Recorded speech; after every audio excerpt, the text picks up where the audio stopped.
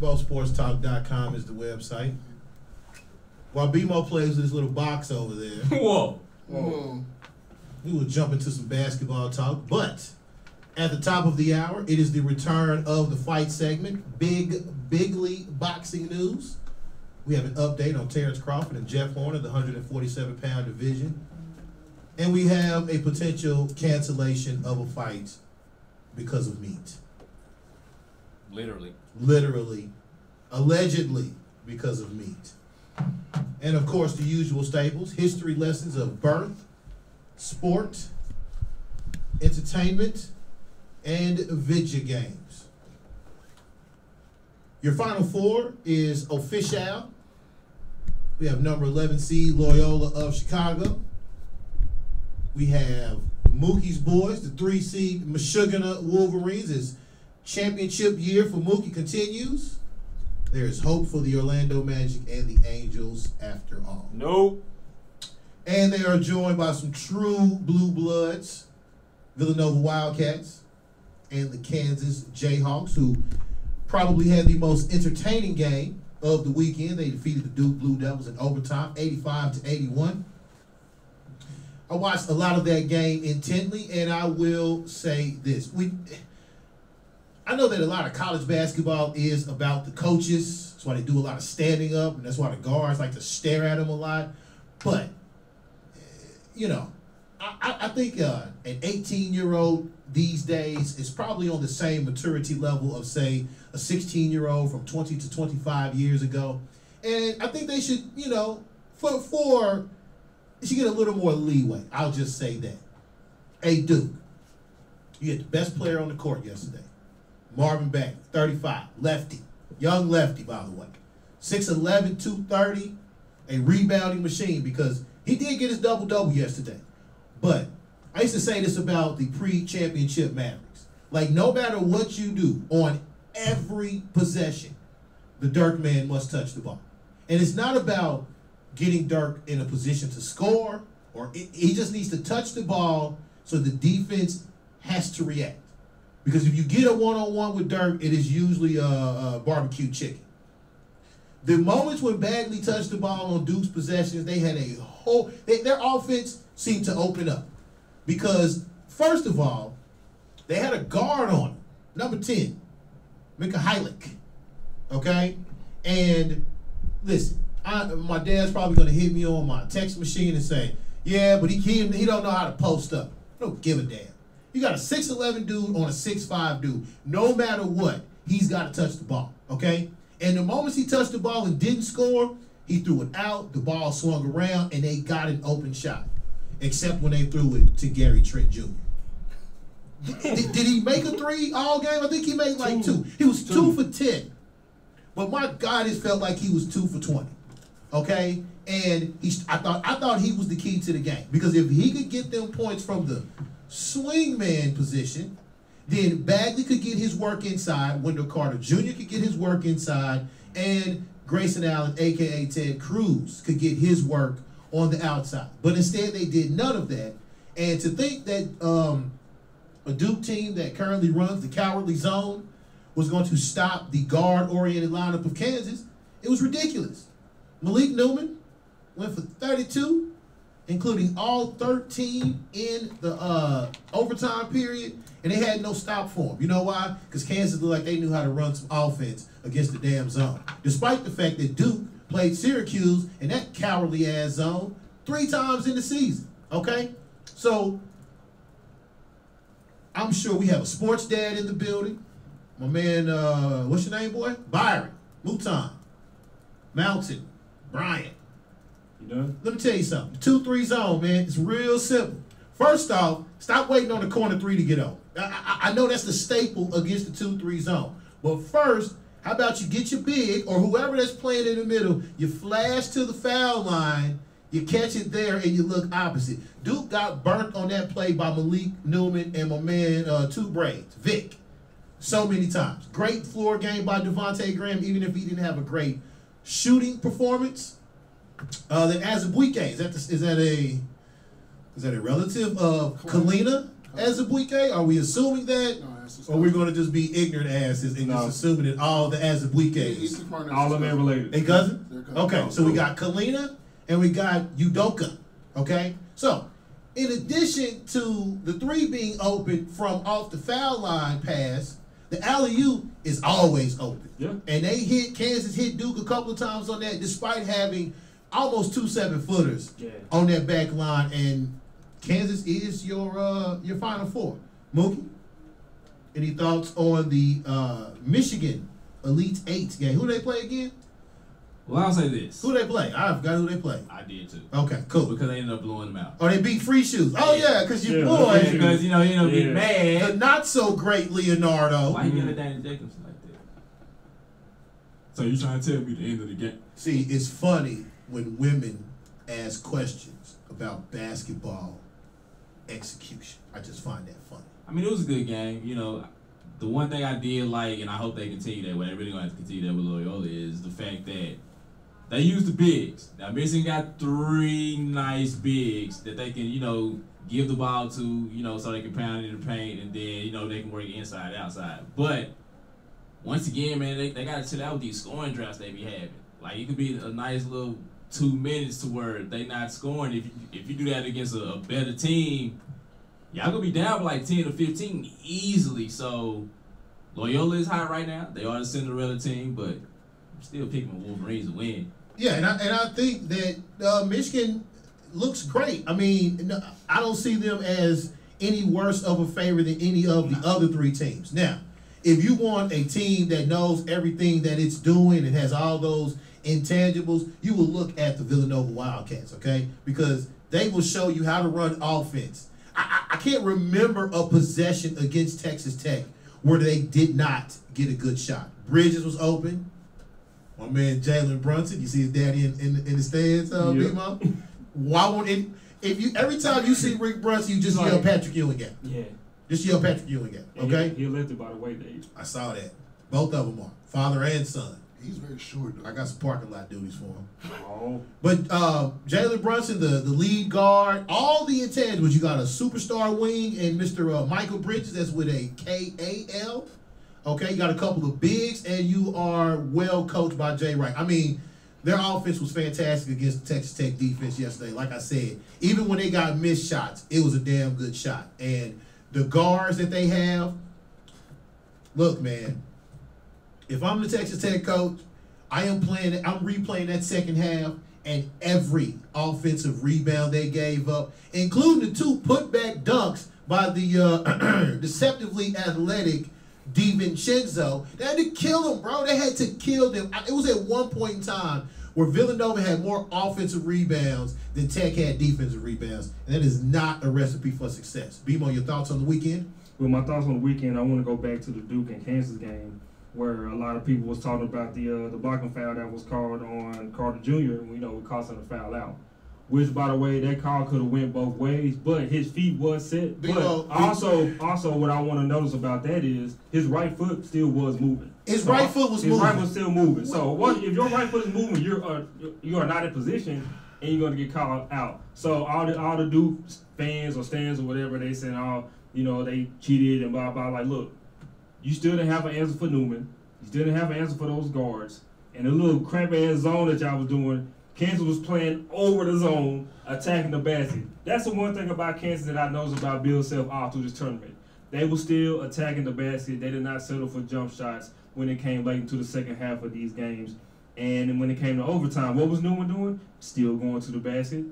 Going to the free throw lines. 1-and-1s was critical for them. But as far as like with Duke goes, your best shooter couldn't hit anything. And like you said, they couldn't move the ball around like they wanted to. And you cannot keep using your school reputation just think you're just going to get by in these tournaments. That has to stop. And I'm glad that Kansas did win this game. Regardless of the foul or non-foul that you think it was, the game still had to be played, and they did not execute well through that during the second half all the way to overtime. All right, very good. From amateurs to professionals, we have about 9. I think everybody's got at least 9 or 10 games left in the NBA season, right? Okay. Can anybody at this very moment name any of the potential playoff matchups? Chris, any of them? Yes. You have Houston versus Utah. Utah, yeah. Houston, Utah. Okay. Okay. Then you have Golden State going against. 1 seed in the West, 2 seed in the West. Okay. I'm sorry if we're doing it that way. 3rd seed. Two. Oh no, you got no. I got you. Rockets are the 1 seed. They play the 8th seed Jazz. Yeah, and then 7th seed would be Minnesota, right? Yes, sir. All right. Number 3 would be the Portland Trailblazers. Yes, sir. And they're going to play the New Orleans Pelicans at 6. Yeah. Currently, Pelicans are in 5th place, Okay. although they have Pelicans and Spurs have identical 43 and 31 records. And then I guess in the East, you would have to say, obviously, This is the interesting part. The East, very interesting. Did you know the Sixers are now a 4 seed?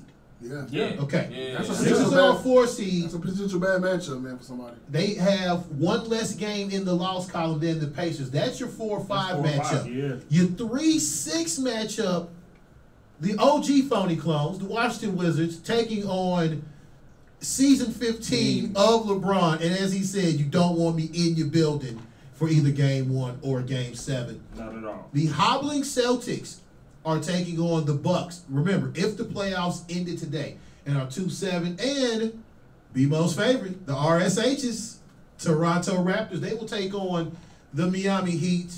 My man Spo down there doing fantastic work as usual. This Eastern Conference playoffs has me totally fascinated because while I do not believe in upsets in 7-game series, anybody tell me why the Bucks can't beat the Celtics? The currently Celtics, because Kyrie out 3 to 6 weeks. Mhm. The surgery that he threatened last summer to have unless the Cavs traded him is the surgery he's actually having now. There's some screws involved, et cetera, et cetera. Chris, tell me why the Bucks can beat the Celtics in a 7-game series. I don't think they can. Okay. Because they can't shoot. Damn it. And, I mean, Chris Middleton's your best You and shooter. your damn facts. Jabari Parker finally came back, and he's had his moments, but other than that, the coaching is the issue. I mean, honestly, Brad Stevens may be the best coach to do this. I mean, they're still improvising, getting Jason Tatum to play at max level, and just getting out of, Jaylen Brown's going to be back. Al Horford's still there. Like I said, the Kyrie thing is interesting, but we all like Rozier. So Yes, we Yeah. do. So he stepped up, but 33 in his last game. yeah. So I mean, they got players that can step up. And Kyrie news is kind of bad on both ends for them because I think that this is the thing that we all worry about Kyrie as a player, being a lead guy on the team. When is he going to get hurt, or if he gets hurt?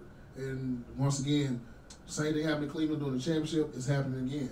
He's having knee problems, and this is one of those deals where they got to remove screws because the pain. Yeah. And to me, that's not good for a guy that you rely so much heavily on offense. They already had lost Gordon Hayward, who I thought they played better without. Yeah, we'll see. I mean, they got Giannis. I mean, obviously that's a game changer, but they didn't make any moves at trade deadline to make themselves better. And I don't know if they're just standing put or they're just like, well, let's try the youngins. So the Brandon Jennings second 10-day contract, does that get him through the regular season? Is he eligible for the playoff roster? Yes. Yeah. Okay. All right, Bebo. In the West, look, all this looks pretty much, at least in the top 3 seeds, they look like they could pretty much easily skate. We do have the news that the Warriors guard Steph Curry sprained MCL, will be reevaluated in 3 weeks, right around the time the playoffs start. But Steve Kerr has already ruled him out for the playoffs. What is the concern level there, and what is the potential most interesting series in the Western Conference? That is very interesting. Well, with Steve Kerr saying he's most likely not going to play in the first round, I think Steve already just have a mindset with going forward. Was like, hey, we're not expecting him to be back. But also, Draymond Green is out also, had an injury as well. So that put a damper on like a whole lot. I think Golden State will be fine in the first round, but right now, if they play the first round right now, they'll be playing Minnesota. Minnesota, they're missing Jimmy Butler.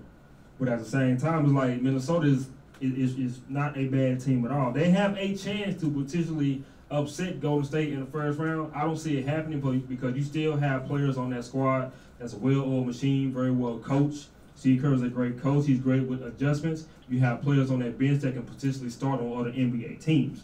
So I think they'll be fine that first round. But when it comes to potentially playing Houston second or in the conference finals, that may be a huge concern because when those players come back, you still have to you can't just hit a switch just like that and just instantly be ready for the playoffs. But I think it's going to be interesting to see because Golden State will be fine against Minnesota. But don't be surprised if that series goes 6 or 7 games because I think Minnesota will put them to the test. And the potential matchup that I like seeing in the first round is, they're all phony cloning, and I do like McCollum, a.k.a. Jaleel White, a whole lot. And I like what Damian is doing, but that Portland and San Antonio series look very, very interesting. It looked interesting to me because I guess a lot of people saying about, this is LaMarcus's time to finally step up and handle business of being the lone player there since Kawhi is having his quad issues about him wanting to play and not to play. But I think that will be a very interesting matchup to see because we already know about the San Antonio backcourt and how small they are. They barely even play defense as it is. And just seeing Dame and CJ coming there, if they have potentially the chance to average 30 points a game in a series. If they can do that, no matter how much I like Pop as a coach, with that roster that he has, I don't think that'd be enough for Portland. Portland has, they finally cloning. Yes, they are. They do have a chance to upset San Antonio. They are damn good, okay? That backcourt, especially Lillard. After what Lillard did to my Lakers earlier in March where, there was a violent, aggravated assault committed on my team in the fourth quarter, I say nothing. They're still some clones to me because they need to be in the conference finals because that's how their best player likes to talk. Chris, your concerns about the Warriors' injuries, does it matter in the first round? And let's think about a Pelicans Oklahoma City matchup in the 4 or 5 seed. Shout out to our man Travis. But his Thunder taking on the Pelicans. Who do you like there and the Warriors' injury situation? Well, I'll start with the Warriors. I'm concerned with the injuries because it's 2015 all over again. The thing that they had last year beyond just being super talented, they had health in their favor. Remember 2015, Steph had the knee injury where he played against Houston. He slipped on the floor. Yes. And they were never the same.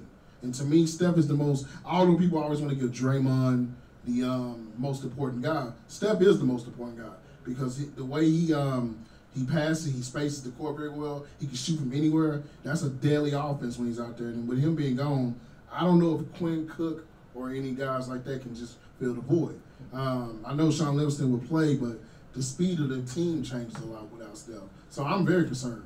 They're not going into this healthy. Not only is Steph hurt, we got Draymond with an issue with his elbow. We got elbow and groin. Yeah. We got the ribs issue right now with KD, and then Clay has a broken finger. I mean, that's all the guys, and I'm very concerned about that. Not only a finger, bro, but the thumb on the shooting hand. Yeah. Okay, and before it was actually diagnosed, it was a couple of games where that jumper was, you held that button too long on the 2K. Yeah.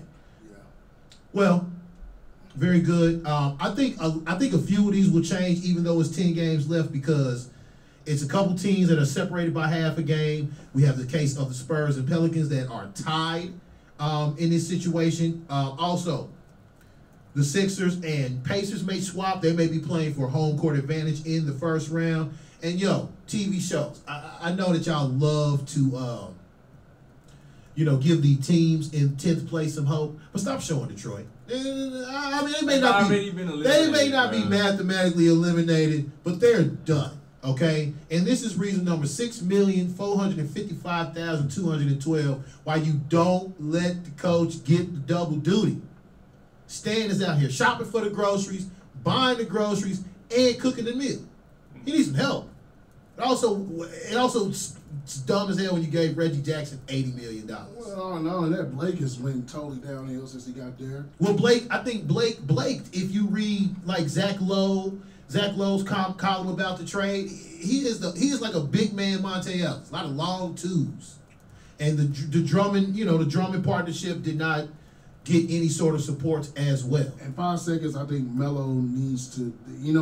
All of us made that consideration about him coming off the bench. I think they're going to really push the emphasis on that. Jeremy Grant has been playing great basketball for them, as well as Corey Brewer, but they seem to have this urge because Melo is a better scorer that you need him in clutch. But the problem is this: he don't play defense, and I think that's going to be an issue. I think they'll be fine against the Pelicans though, man, because at the end of the day, they got to guard them too. And like they have more of a matchup thing. Like Solomon Hill's going to guard PG, and then you got Drew Holiday trying to guard Russ or Rondo, whoever's going to be guarding Russ. So I think that they have the advantage. But man, at the end of the day, the one thing that I hate about the Thunder is their coach.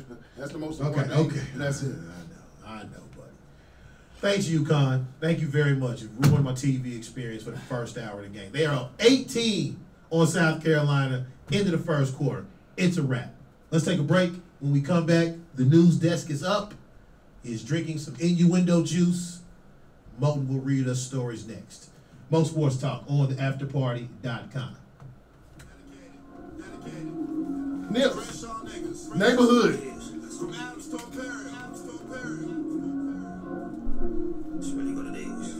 Oh, Mo. So watching